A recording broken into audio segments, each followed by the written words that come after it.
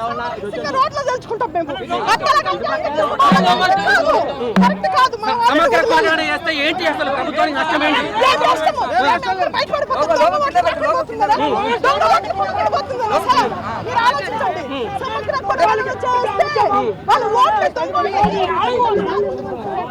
ఈ ధర్నాకు సంబంధించి ఏం లేదు.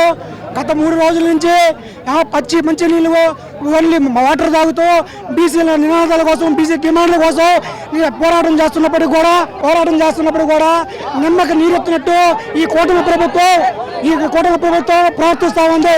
దానికి సంబంధించి ఓపికతో ఇన్ని రోజులు మేము చాలా మౌనంగా, చాలా శాంతియుతంగా నిరసన తెలియజేస్తున్నాం. ఈ పొద్దు ప్రాణాలతో కొట్లాడుతున్నాడు మా బీసీ ఆశాజ్యోతి, మా కలియుగ పూలే. ఆయన ప్రాణం మీదకి వచ్చినా కానీ ఇప్పుడు దాకా నిమ్మక నీరెత్తకుండా కనీసం నిన్నటి దాకా కూడా కనీసం డాక్టర్ని కూడా, గవర్నమెంట్ డాక్టర్ని కూడా పంపించకుండా ప్రభుత్వం మొండు వైఖరి వహించింది. మా సహనం కరిగిపోయింది. మా లీడర్ పాటు కూడా దాటేసి ఈ రోజు మేము ప్రజాక్షేత్రంలో యుద్ధానికి మొదలైనాము. బీసీ యువతను తట్టుకోలేరు. ఈ పొద్దు ఈ యొక్క మంగళగిరి హైవే ఆఫీసు ముందే ఈ నిరసనకు ఉన్నారు.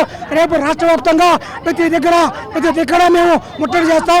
ముఖ్యంగా బీసీ మంత్రి, బీసీ సబితా మంత్రి గారికి ఒకటే హెచ్చరిస్తున్నా, బీసీ ప్రజాప్రతినిధులకి, ఎమ్మెల్యేలకి హెచ్చరిస్తున్నా, మీరు గాన మా డిమాండ్ని గాన తక్షణమే నెరవేర్చి మా లీడర్ నెరవేర్చాలని ఒక బహుజన విద్యార్థి లీడర్గా నేను డిమాండ్ చేస్తున్నా. లేని పక్షంలో చంద్రబాబు, పవన్ కళ్యాణ్ మిమ్మల్ని ఇద్దరిని గద్దె దింపేదానికి మా 143 కులాల యువత రోడ్ల మీద రాబోతుంది. ఇది కేవలం శాంపులే. దయచేసి మళ్ళీ హెచ్చరిస్తున్నాం. మా కడుపు మంట సముద్రంలో కొట్టుకోబోతారు, మీరు సునామీలో కొట్టుకోబోతారు. మా ఓట్లతో మీరు సీట్లు ఎక్కారు.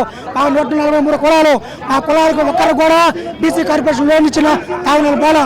కాబట్టి దయచేసి వెంటనే బీసీ మినిస్టర్ సబితా గారు, కొల్లి రవీంద్ర గారు, మిగతా ఎమ్మెల్యేలు, ఎమ్మెల్సీలు అందరూ ప్రజలు మీరు వాయిస్ ఇవ్వండి.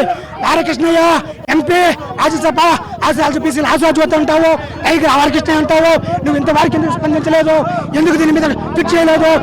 దేశవ్యాప్తంగా అనేక ప్రముఖులు ట్వీట్ చేసి మద్దతు పలుకుతున్నారు. నువ్వు ఎందుకు పలకలేదు?